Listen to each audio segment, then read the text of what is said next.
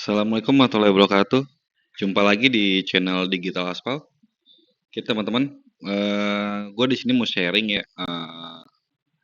Jadi gue menggunakan internet dari provider si merah ya, yang eh, tidak memiliki IP public, dan kita punya server alternatif cara mengonlinekan server kita. Nah, tapi di sini gue mau ngasih sharing juga cara yang paling mudah tanpa kita harus punya domain ataupun IP public dan server kita bisa online. Ya, di sini gue akan simulasi menggunakan VPS ya. VPS ini juga sama dari satu jaringan dari sini. Jadi alternatif paling mudah itu ya kita menggunakan namanya DDNS. Nah, di DNS ini banyak ya yang kita bisa pakai. Di sini saya langsung praktekkan saja ya. Di sini kita masuk ke security. Oke. Ya, pertama langsung ke ini saya menggunakan router dari GTA F670L. Nah, dari sini saya masuk dari router ini ke Mikrotik biar lebih mudah, dan dari Mikrotik baru ke server. Nah, di sini juga kita bisa buka untuk Mikrotiknya. Oke. Oke, kita masuk IP 192.168.10.1. Oke, di sini saya menggunakan Mikrotik Uplight ya, Uplight yang kecil yang mudah. Jadi di sini saya yang saya gunakan itu ada satu di Ether 2 ada PPOE, dan saya terkoneksi di jaringan PPOE. Dan untuk servernya sendiri ada di Ether 3 ya.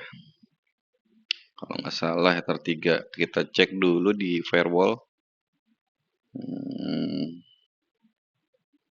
Oke, sebentar.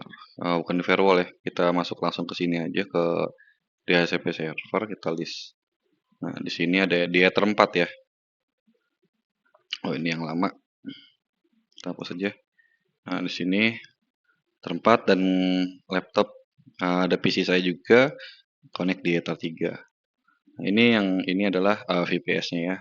Di IP 192.168.10.250. Oke.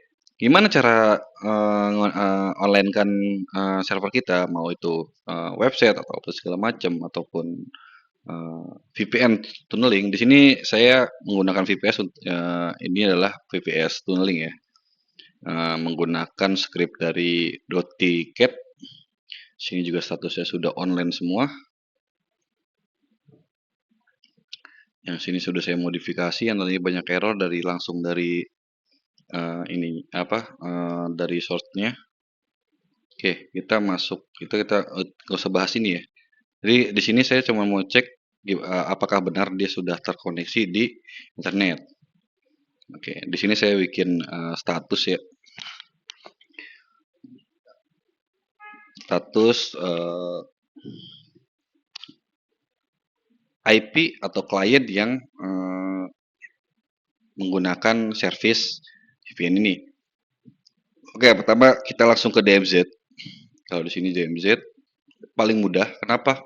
Jadi kalau DMZ ini semua portnya akan didirect ke IP yang dituju. Ya, di sini saya tuju adalah IP-nya Mikrotik. Kenapa?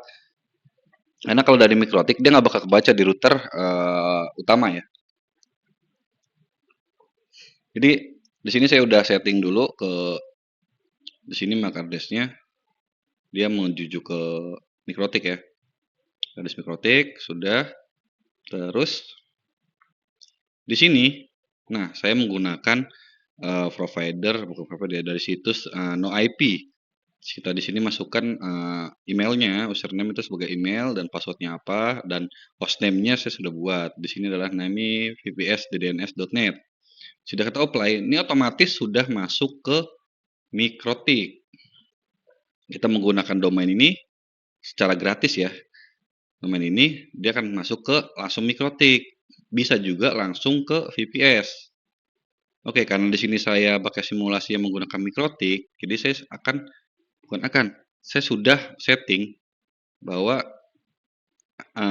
IP dari luar itu masuk ke server.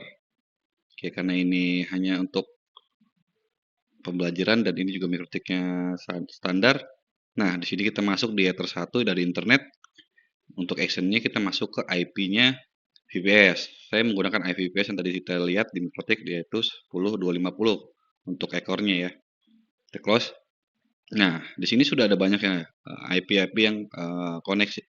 Ya, di sini saya servisnya GVVN. Jadi sini port semua UDP ini masuk ke server. Tapi kalau yang ini connected ini adalah port dari botnya. Jadi kalau internet kita sudah diakses jadi luar internet, ini pasti banyak bot scanner yang bakal masuk. Karena ini cuman hanya dia masuk sekali aja. Di sini saya bisa nampilin status paketnya. Biasanya dia satu, atau kalau kita nggak kenal nih IP luar, kita blokir aja langsung semuanya. Ya. Jadi emang ini jadi dia emang ada koneksi. Kalau kita lihat di touch di ether berapa tadi 4, dia nggak ada koneksi untuk masuk. Bentar. Oh ya, di sini dia IP-nya 1.18, saya lupa. Paling mudah. Jadi ini ada kendala untuk masuknya justru. Oke, kita biarkan aja nih ada kendala. Tadi kita udah sukses masuk nih karena MAC address juga nggak mungkin bisa masuk. Nah, biasanya nih CPU-nya jebol ya. Biasanya CPU-nya udah jelek banget nih ya di login. Jadi emang oke, kita abaikan. Ini sudah banyak yang koneksi ya. Ini karena ini nih. Ini yang bikin Mikrotik kita agak berat karena semua port kita buka. Karena ini menggunakan untuk VPN tunneling ya. Nah, di sini kita sudah setting. Jangan lupa kita daftar bisa umpamanya di no IP ya. No IP. Ini saya juga sudah daftar. Nah, oke, kita login dulu. Di sini bisa gratis. Kita sign in.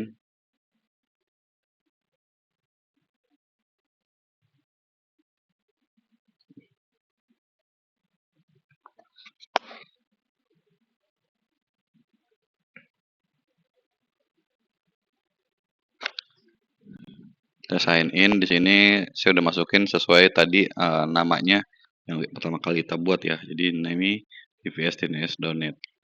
Dan kita juga bisa menambahkan kalau kita mau ganti untuk domainnya ya. Di sini saya sudah ganti domainnya. Saya menggunakan Cloudflare juga.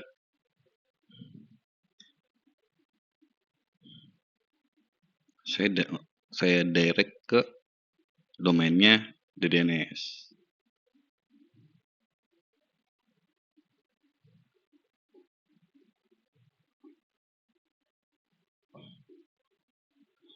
Oke, jadi sudah kita buat. Ini udah langsung online ya. Jadi semua servisnya sudah online. Oke, jadi saya akan coba untuk connect dari akses internet di luar jaringan. Saya akan mengakses VPN UDP ya. Nanti dia akan muncul username dan IP. Bahwa menyatakan bahwa server kita sudah bisa online. Oke. Ya, bisa dilihat di sini sudah ada username dan IP. Ini IP dari handphone. Ini sudah terkoneksi ya. Jadi paling mudah seperti itu. Jadi bisa langsung dari DDNS ataupun kita bisa direct lagi ke Cloudflare. Dari DDNS kita tarik ke Cloudflare. Jadi namanya lebih bagus ya. Jadi nggak gratis.